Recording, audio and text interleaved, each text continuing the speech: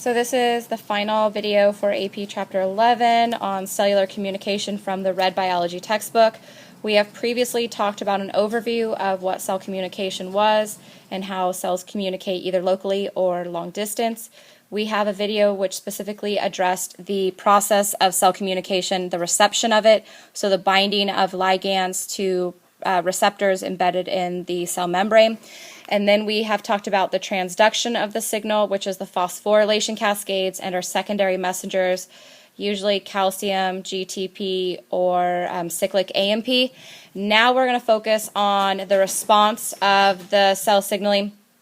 And the ultimate response that happens as a result of cell signaling is that we have transcription, where we convert DNA into RNA, RNA eventually into a protein. The protein then is the manifestation of that response. The protein itself is how we're going to regulate all of those cellular activities. So a protein that we make may be an enzyme that allows a reaction to occur faster.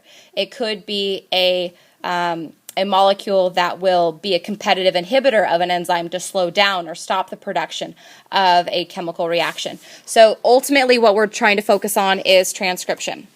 Now, here is the general overview of our cell communication. And the ultimate thing that we're doing is we have talked about the reception, or like the binding of a molecule on the cell surface, which then is transduced through the phosphorylation cascade. And then the response, for example, in this specific example, is the conversion of glycogen into glucose 1-phosphate. This is the first step of cell respiration as we know it, converting the macromolecule glycogen, which is a carbohydrate, and we're starting to break it down into smaller and smaller molecules until we ultimately produce ATP, or energy, for the cell. Now, there are other pathways that are used to regulate or control the response. And one of the specific types of regulation that we're going to be looking at is transcription factors. What a transcription factor does, if you look at our diagram here, is here's a growth factor that binds to the receptor. We have transduction, so we have the phosphorylation cascade. Ultimately, we're producing a molecule that's able to enter the nucleus. That molecule is a transcription factor. The transcription factor becomes active. When a transcription factor is active, it will bind to the DNA, which allows transcription to occur. The transcription that occurs takes DNA and turns it into an RNA. RNA is then able to be turned into an active or physical protein.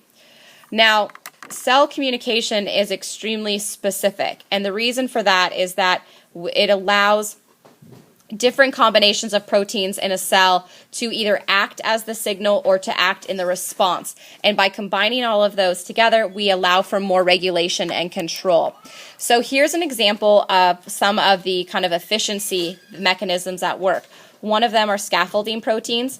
What scaffolding proteins do is they actually combine different proteins together, which then allows just one activation to trigger several different phosphorylation cascades, which each of them will trigger their own response in the cell. So if you look at our diagram in this video, here's our signal molecule binding to our receptor. Notice the receptor will then activate a single scaffolding protein.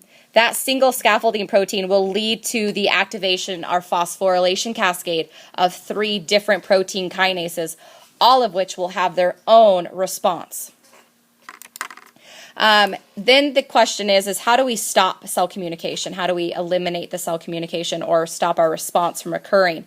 Well, it's very simple. As soon as the ligand detaches itself from the receptor protein on the reception part of the signal, then that stops the transduction, which then in turn stops the response of the production or transcription of that protein. And so in that way, we can actually shut down cell communication or shut down the response of making a protein.